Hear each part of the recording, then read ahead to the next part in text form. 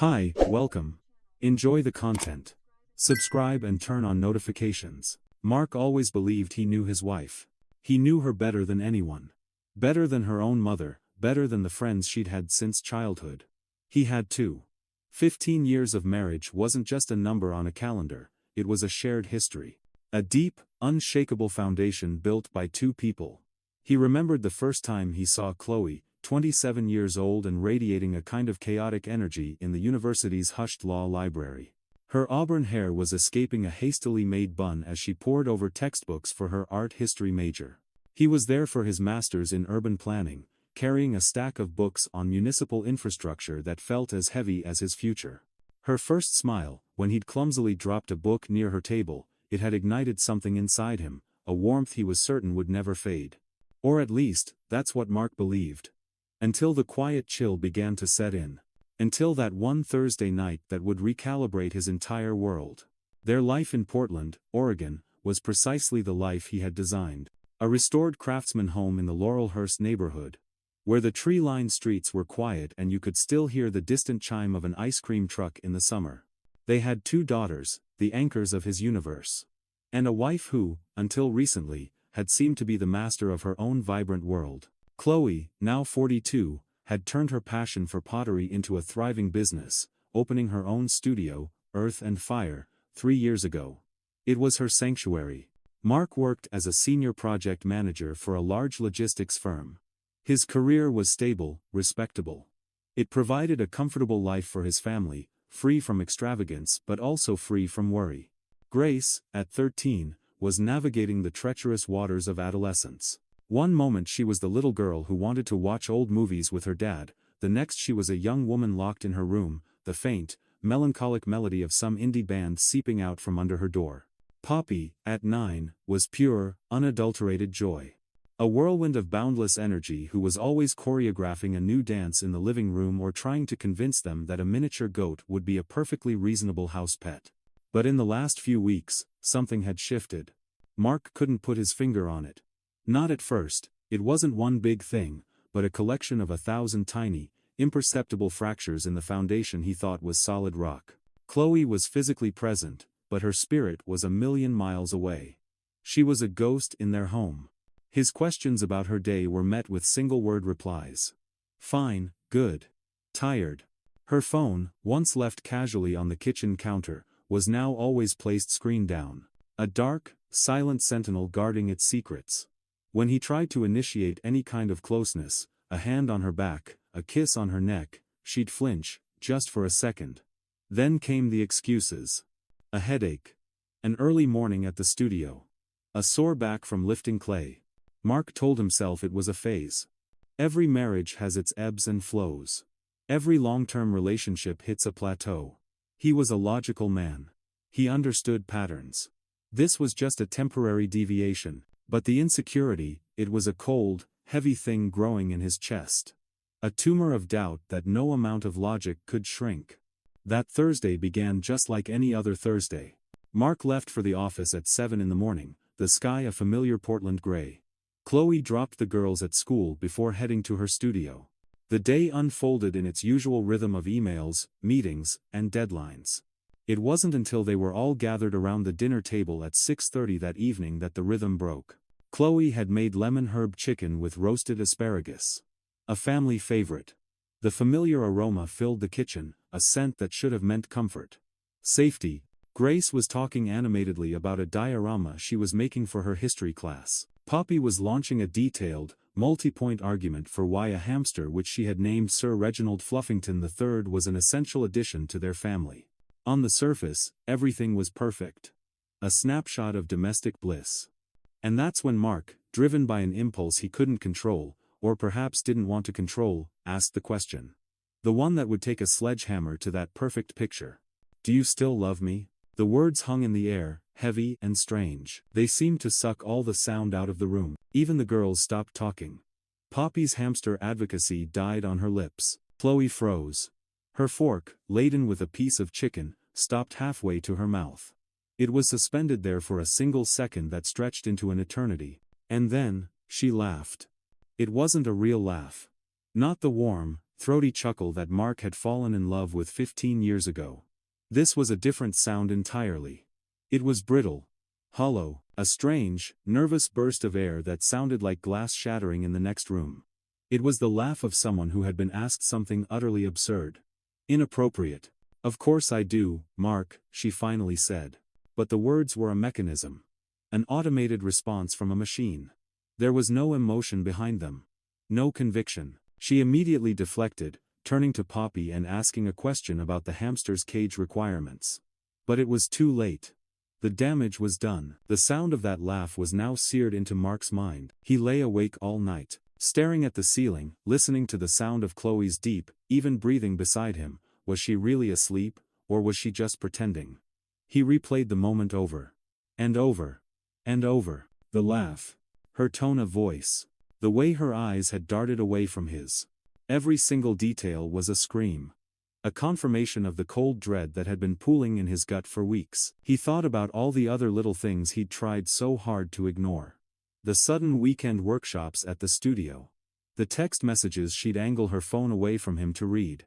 The new, expensive lingerie he'd found tucked away in the back of her drawer, pieces he had never seen, pieces she had never worn for him.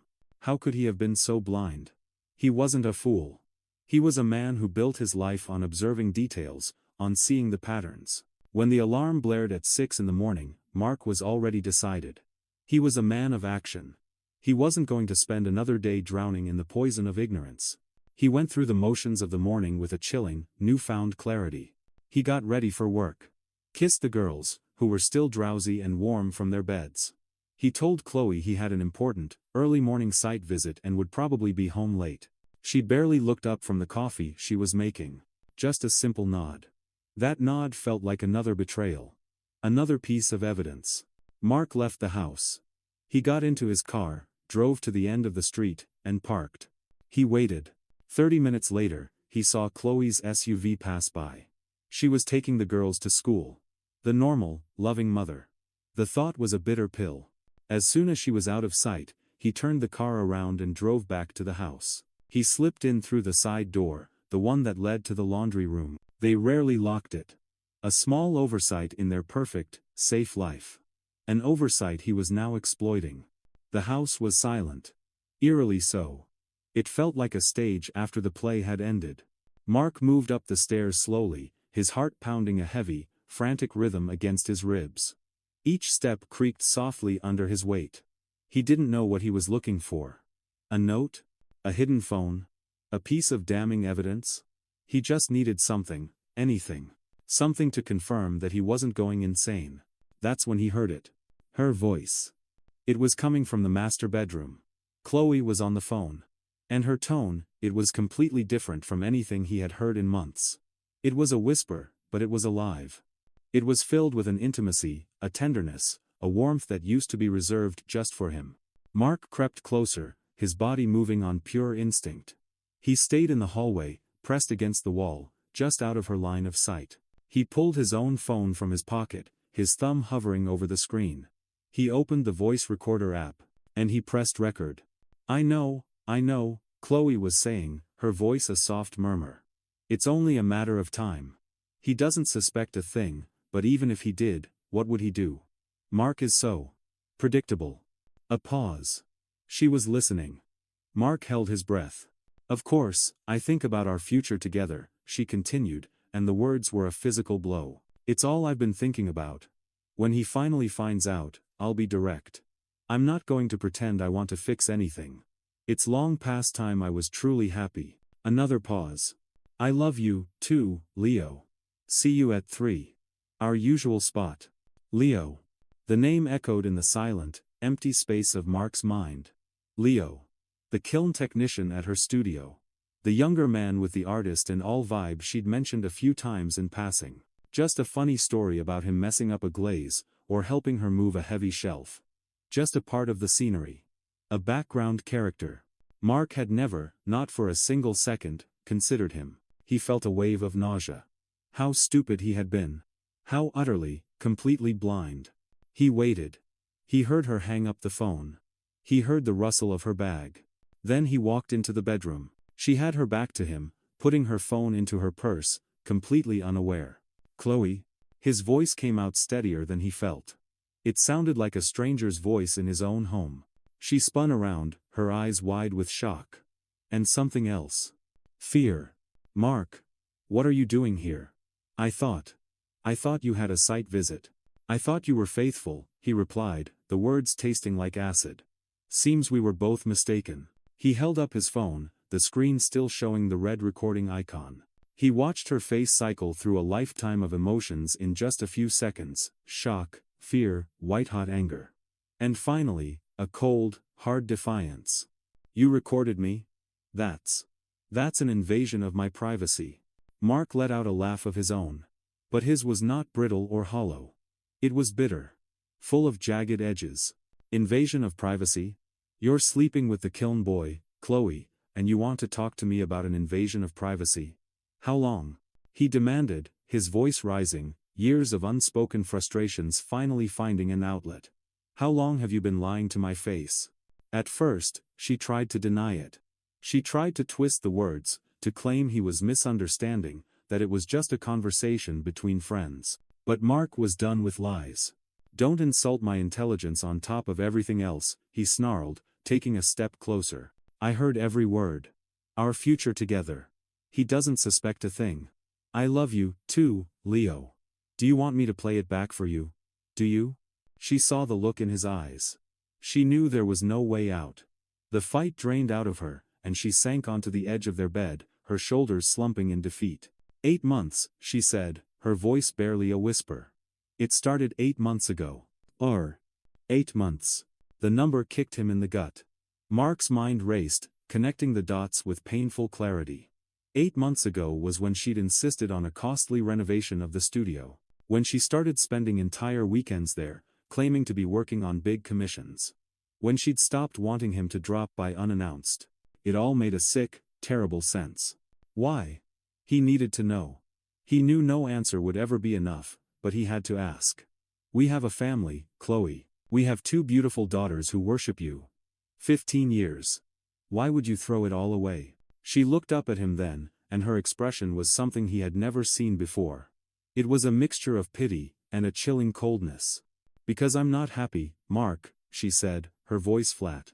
I haven't been happy for years, Leo. He makes me feel alive, he's spontaneous, he's passionate, he's everything you're not anymore. She paused, and then delivered the final, killing blow. You're predictable, Mark. You're safe. And you're boring. Those words cut deeper than the affair. The affair was a betrayal of their vows.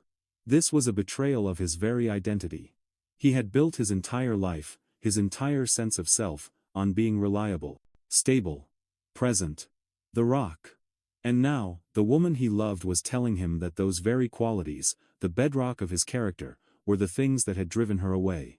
He felt something inside him shatter. Not just his heart. Something more fundamental. But then, it got worse. In the heated argument that followed, as his demands for details grew more frantic and her defenses became more vicious, she let something slip. A final, desperate, nuclear option. You want to know everything, Mark? Do you really?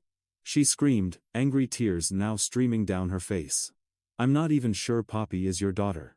Have you ever thought about that? The world stopped. The floor seemed to drop away beneath his feet. Poppy. His Poppy. The little girl with the infectious laugh and the bright, curious eyes. The child who called him, Daddy, with a love so pure it could melt glaciers. What, did you say? His voice was suddenly calm. A terrifying, dead calm in the eye of the hurricane that had just ripped through their bedroom. Chloe seemed to realize she had gone too far. The fury on her face was replaced by panic. I didn't mean that, I was just angry. Of course, Poppy is yours. But the words were out. The poison had been injected. The doubt, once planted, could never be fully uprooted. Mark grabbed his car keys from the dresser. We're settling this. Now. He called a private DNA lab that offered expedited paternity testing. They could see them in 2 hours. Chloe argued, pleaded, insisted she had just said it to hurt him, that it wasn't necessary. But Mark was a statue. Unmoving. Either you come with me now, he said, his voice devoid of all emotion, or I file for divorce this afternoon and request the test through the court. Your choice. The next 2 hours were the longest of Mark's life. They drove in suffocating silence to pick up the girls from school, using a vague excuse about a last-minute doctor's appointment. Grace, with her teenage intuition, sensed the crushing tension and remained quiet, staring out the window. But Poppy was her usual, bubbly self. She chattered on about her day, about Sir Reginald Fluffington III, completely oblivious to the fact that her entire identity was hanging in the balance. Every joyful laugh from the back seat was like a knife in Mark's heart. At the clinic, the process was clinical and quick. A simple cheek swab from each of them. The technician, a kind-faced woman, explained that the results would be emailed to him in 3 to 5 business days. 3 to 5 days. It felt like a life sentence. Mark dropped the girls back at school and then drove to his office. He couldn't go back to that house. Not yet. Every corner of it now felt tainted, like a crime scene. Chloe sent dozens of texts throughout the afternoon. They alternated wildly between desperate pleas for forgiveness and angry accusations that he was being cruel and dramatic. Mark read none of them. He just watched the notifications pop up on his screen, each one a fresh wave of disgust. That night, he slept on the couch in his office. He texted the girls a lie about an urgent project deadline, a lie that felt insignificant compared to the mountain of deceit he was now buried under. The next 5 days were a special kind of hell. He had to return home for the girls. He couldn't abandon them. But he and Chloe were like two strangers occupying the same space. He slept in the guest room. They barely spoke. Lily knew something was terribly wrong, but she didn't ask. Perhaps she was afraid of the answer. And Poppy remained Poppy. Radiant. Innocent. Perfect. Every time Mark looked at her, his heart cracked a little more. He loved her with a depth that felt physical, a part of his own biology. The possibility that she wasn't his. It was a thought his mind refused to fully process. On the morning of the 5th day, Mark was at his desk, staring blankly at a spreadsheet, when the email arrived. Subject: Your confidential results from Omnigen Labs. It sat there in his inbox. A digital envelope containing the power to either save what was left of his sanity, or destroy it completely. He waited until his colleagues left for lunch. He locked his office door. With a hand that trembled so badly he could barely control the mouse, he clicked it open. He downloaded the attached PDF file, Probability of Paternity, 0%. The words blurred. He blinked, trying to clear his vision. He read them again. Probability of Paternity, 0%. It wasn't a mistake. It wasn't a nightmare. Poppy. His bright, funny, wonderful Poppy. She was not his biological daughter. The pain that followed was a physical force. It buckled him over in his chair, a raw, guttural sob tearing from his throat. It felt as if someone had reached into his chest and ripped out a vital organ. After the initial wave of agony subsided, something else took its place. A cold, hard resolve. Mark left the office and drove straight to the family law attorney he had consulted a few days prior, just in case. He brought the DNA results. He brought the phone with the recording of Chloe's conversation with Leo. The lawyer, a sharp, experienced man named Herbert, listened to the entire story with a look of genuine compassion. Mark, Herbert began carefully, after reviewing the documents. This is a devastating blow. But I need you to listen to me very carefully. You have been on Poppy's birth certificate for 9 years. You have raised her, loved her, and provided for her since the day she was born. Legally, in the state of Oregon, you are her father. Mark stared at him, uncomprehending. But the test, it says I'm not. The test proves biology. Herbert replied firmly. It does not erase 9 years of fatherhood. You have what's called presumption of paternity. Unless you voluntarily choose to relinquish your paternal rights, no court is going to take her from you without a massive fight. And given Chloe's infidelity and deceit, you have an excellent chance of winning primary custody of both girls. The information settled into Mark's numb mind. He had been so consumed by the pain of the biological betrayal, he hadn't even considered that the law, the system of rules and logic he respected, might be on his side. But he needed to know. He had to know who the biological father was. Herbert suggested using commercial genetic ancestry services. If you can get Chloe's consent to test Poppy's DNA on one of those platforms, and if the biological father has ever used one himself, you could find a match. It's a long shot, but it happens all the time. Faced with the threat of a brutal court battle, Chloe reluctantly agreed. Mark sent Poppy's DNA sample to 3 different services. He was methodical. He was relentless. 2 months later, he got a hit. A man named Daniel, 38 years old, living in Boulder, Colorado. The system identified him as Poppy's likely father with a 99.9% probability. After a tense series of emails exchanged through the platform, Daniel, in complete shock, agreed to a phone call. He vaguely remembered Chloe from a design conference in Las Vegas nearly a decade ago. There had been a night, drinks at the hotel bar. A casual, regrettable encounter. He never knew she had gotten pregnant. She was married, and he had assumed any child would be her husband's. He had his own life now. He was engaged. He had never had children. The news that he had a 9-year-old daughter was turning his world upside down. Mark now had all the pieces. It was time to put them on the board. Mark arranged what he called an important family meeting, for a Saturday afternoon. He invited everyone. Chloe's parents. Her 2 brothers and their families. His own parents, who flew in from California. The pretense was a discussion about the family's future. He said it was crucial that everyone be there. He also invited Blake, sending a text from Chloe's phone while she was in the shower. "It's time for you to meet my family. Be here at 2.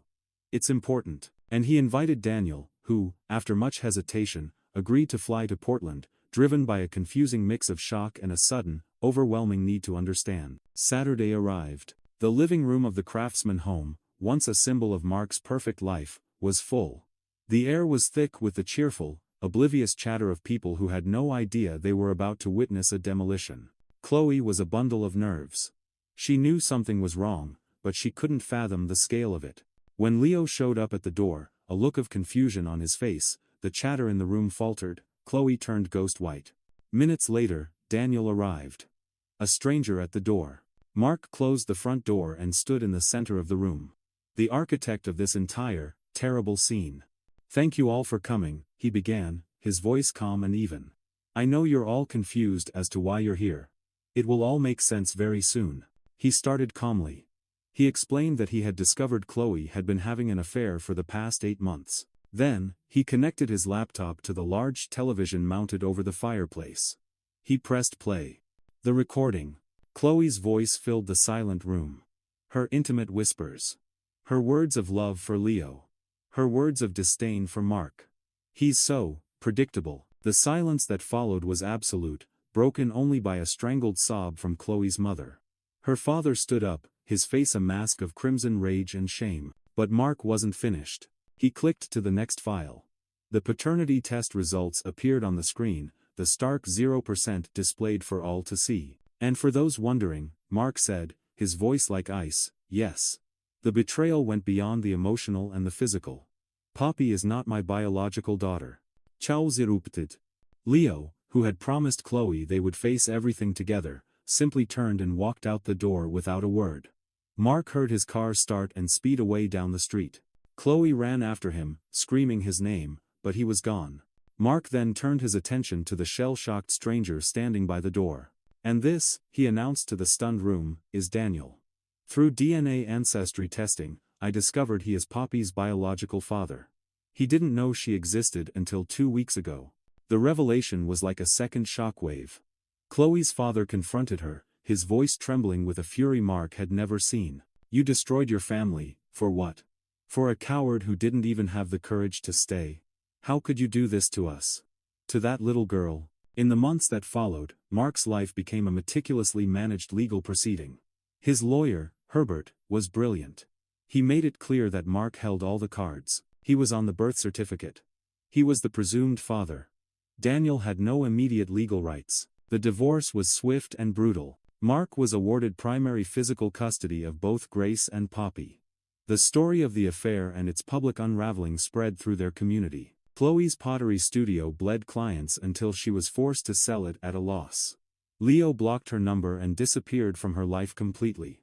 She ended up in a small apartment across town, working as a receptionist. As for Daniel, after sessions with family therapists, a plan was established. He could get to know Poppy. Gradually, without pressure, Mark, in a move that he framed as magnanimous, did not stand in the way. He recognized that Poppy deserved to know her biological history when she was ready. It started with occasional, supervised visits. Coffee. Ice cream. He was introduced simply as a friend of Daddy's. A year after that devastating family meeting, Mark was in a different place.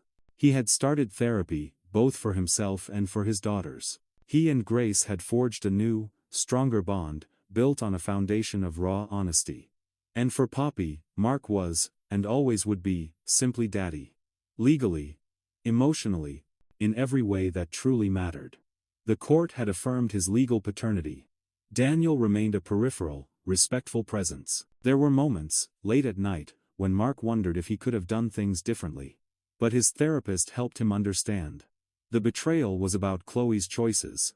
Not his failures. He had been exactly what he had promised to be: faithful, present, dedicated.